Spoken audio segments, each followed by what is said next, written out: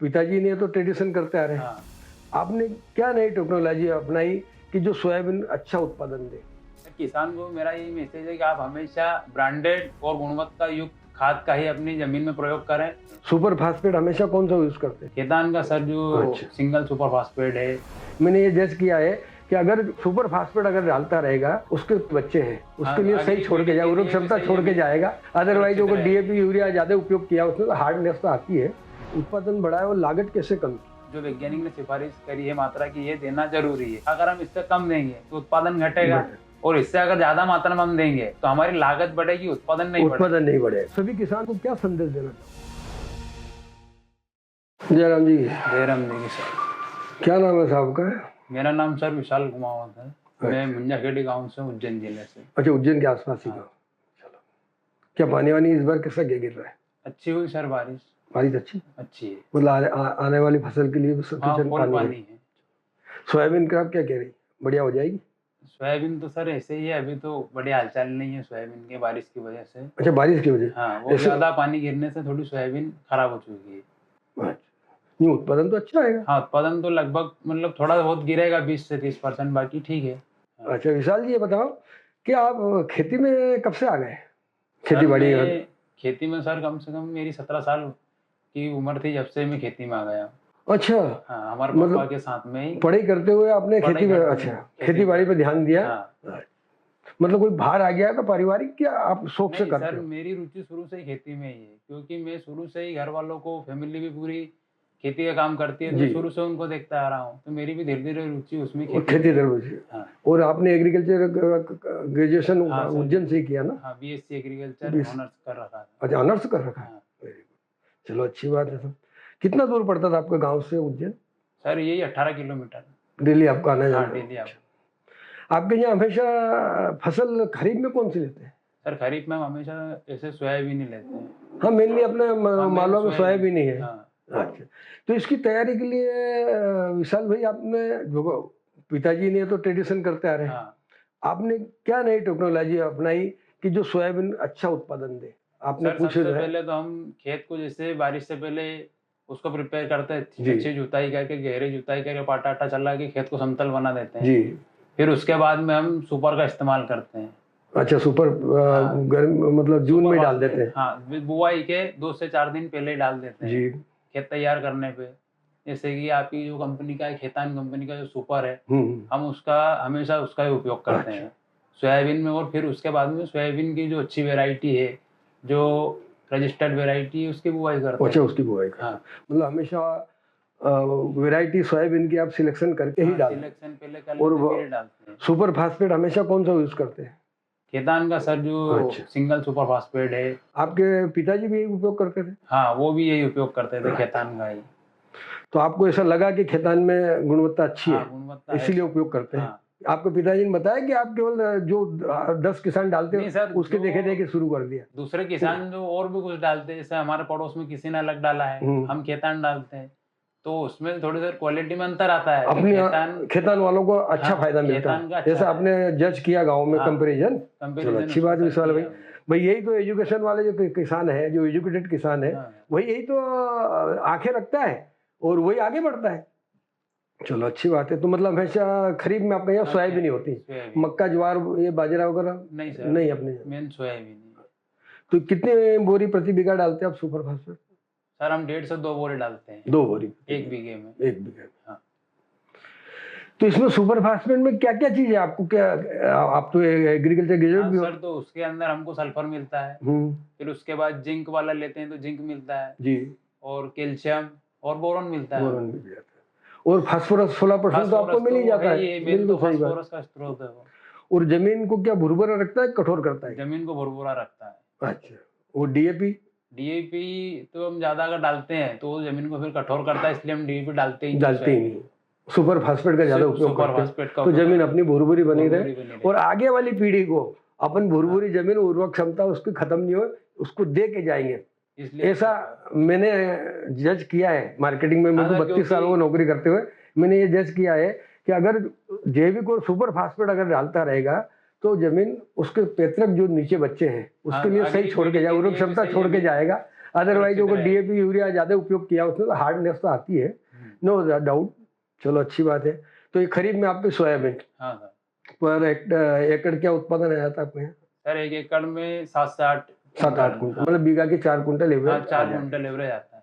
अच्छा, आपने जज किया कि अपनी प्रोग्रेस होती है इसमें खेती में पारिवारिक? भाई प्रोग्रेस होगी आपकी? पिताजी ने, दादाजी कर रहे थे, उसके बाद पिताजी ने प्रोग्रेस की, आप आए तो प्रोग्रेस मतलब क्या बोलते हो, उन्नति किया कि नहीं? उन्नति हुई है। हम खेती में जमीन बढ़े आपने?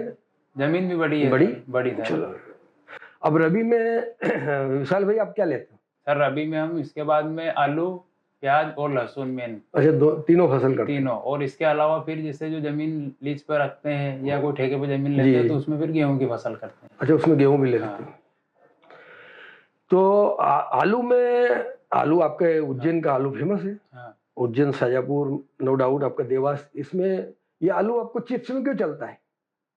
सर ये हमारी वेराइटी और हमारी जमीन में जो है उच्च गुणवत्ता वाला जो आलू निकलता है, शुगर की मात्रा, शुगर भी ज्यादा रहती है अपनी जमीन में, शुगर की मात्रा कम रहती है, तो इसकी चिप्स में जितनी भी चिप्स कंपनी अपने एरिया का आलू का यूज करते हैं, और ज्यादा अगर शुगर आती है तो उनकी चिप्स लाल हो जाती है। अपनी क्वालिटी वाली व्हाइटनेस रहती है, इसलिए अपना आलू ज्यादा उपयोग होता है ना?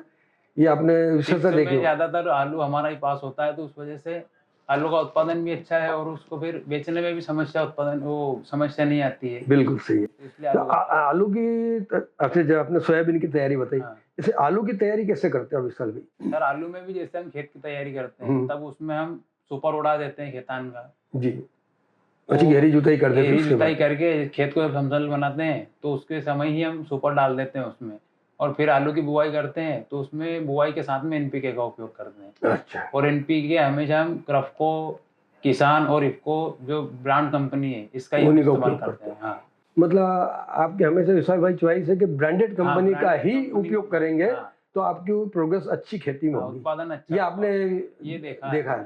चलो भाई, तो विशाल भाई अपने आलू की फसल के बारे में बातचीत चल रही थी। जी सर। और आलू नो डाउट अपना फेमस आलू मालवा को, उसमें शुगर नहीं रहती है। अब ये बताओ विशाल भाई कि आपने जो बोला कि मैं 17 साल की उम्र से खेती में लगा हूँ और एग्रीकल्चर ग्रेजुएट हो, तो आपने लागत उत्पादन बढ़ाया और लागत कैसे कम की?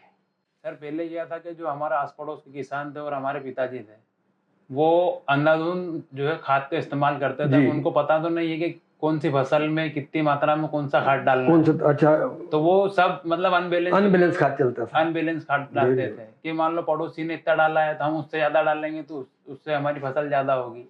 लेकिन मैंने इसके बारे में पढ़ रखा है कि हर फसल के लिए और हर चीज के लिए एक फिक्स मात्रा है, वैज्ञानिकों ने सिफारिश मात्रा दे रखी है, फिक्स सबका कर रखा है कि हमें इस मिट्टी में, इस फसल में इतनी मात्रा में ये खाद देना है। जैसे आलू में नाइट्रोजन 150 किलो, बिल्कुल सही है, और फास्फोरस और पोटास 100 किलो, और सल्फर हमें 25 से 40 किलो के लगभग में जो वैज्ञानिक ने सिफारिश करी है मात्रा की, ये देना जरूरी है। तो अगर हम इससे कम देंगे तो उत्पादन घटेगा, और इससे अगर ज्यादा मात्रा में हम देंगे तो हमारी लागत बढ़ेगी, उत्पादन नहीं बढ़ेगा। और इसके साथ में ये सब रासायनिक खाद है, अगर हम इनका ज्यादा अधिक मात्रा में प्रयोग करेंगे तो हमारी जमीन कड़क होगी, कठोर होगी, और इसके साथ में धीरे धीरे जमीन भी बंजर हो जाएगी।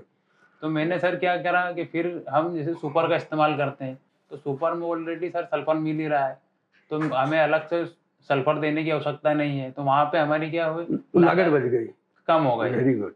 और सल्फर हम उसमें सुपर में दे ही रहे हैं तो आलू में बीमारियां भी कम लगेगी, उसमें जो रोगों से लड़ने की क्षमता है वो अधिक विकसित हो गई। तो वहां पे हमारा जो फंगीसाइड है या बीमारियों के लिए जो हम किसान दवाई का ज्यादा स्प्रे करते हैं खेत में, वो स्प्रे की भी हमारी बचत हो गई। और इसके साथ में ही फिर हम विडिसाइड का एक ही बार में प्रयोग करते हैं, सभी का एक जैसा कॉम्बिनेशन बना कि एक ही बार में स्प्रे करके सब जो जितनी भी खरपतवार होती है खेत में उसको कंट्रोल कर देते हैं। मतलब वो बार बार जो होता है स्प्रे का, वो उसकी लागत हमने कम करी। मतलब विशाल भाई आप टेक्नोलॉजी खेती करते हो, टेक्निक से ही खेती करते हो और अपना दिमाग को यूटिलाइज करते हो, क्योंकि एग्रीकल्चर ग्रेजुएट है। इसके कारण आपने अपनी खेती की जो लागत को कम किया। नेट प्रॉफिट आपका अल्टीमेटली बढ़ा है। तो घर की आर्थिक दृष्टिकोण भी आपका बढ़ते हुए क्रम में रहेगा। बढ़ता है सर, जब से मैं आया खेती करने के लिए तब से मतलब कि आर्थिक जो स्थिति है वो बढ़ते क्रम में जा रही है। चलो अच्छी बात है। वाह यार विशाल भाई, आपने मतलब एग्रीकल्चर होने का जो आपने एग्रीकल्चर ग्रेजुएशन किया, उसका यूटिलाइज आपने खेती में किया। जैसे गए और आप सभी किसान, आसपास के किसान को क्या संदेश देना चाहोगे? सर यही संदेश देना चाहते हैं हम तो कि जो जितनी मात्रा में हमें खाद उर्वरक और जितनी भी जो रासायनिक दवाएं हैं, जितनी मात्रा में हमें जरूरत है, हम उनका फिक्स मात्रा में उपयोग करें। संतुलित जो वैज्ञानिकों ने जो सिफारिश कर रखी उसी मात्रा में उपयोग करोगे। किसान क्या करता है कि एक दूसरे की देखा देखी करता है कि इसने 1 बोरी डाली है तो मैं 2 बोरी डालूंगा जिससे ज्यादा उत्पादन होगा, लेकिन ऐसा कुछ होता नहीं। उससे उत्पादन नहीं बढ़ता, सिर्फ लागत बढ़ती है। बिल्कुल सही है। और हमेशा गुणवत्ता वाला खाद उपयोग करना चाहिए। और किसान को क्या मैसेज दोगे आप? किसान को मेरा यही मैसेज है कि आप हमेशा ब्रांडेड और गुणवत्ता युक्त खाद का ही अपनी जमीन में प्रयोग करें और वैज्ञानिक जो सिफारिश मात्रा करते हैं उनके अनुसार ही अपनी फसलों में उनका प्रयोग करें। अंधाधुंध किसी भी चीज का किसी के भी कहने पे या अपने पड़ोसी ने क्या किया क्या नहीं किया उसके देखा देखी कुछ भी नहीं करना चाहिए। अच्छा विशाल भाई, बहुत बहुत धन्यवाद, आपसे मुलाकात हुई और हमारा भी आपसे इंट्रोडक्शन हुआ। हम चाहते हैं कि ऐसी प्रोग्रेस करते रहो। किसान, आप एग्रीकल्चर ग्रेजुएट हो तो आप आसपास के किसानों को भी अच्छा संदेश दो और उनको भी वेल एजुकेटेड करो, उनकी भी उत्पादक क्षमता बढ़े। ऐसा मेरी आशा है कि आप एग्रीकल्चर होने के कारण, ग्रेजुएट होने के कारण सभी किसान को उन्नत किसान बनाने की कोशिश करें। अच्छी बात। जय जय राम। अच्छी बात।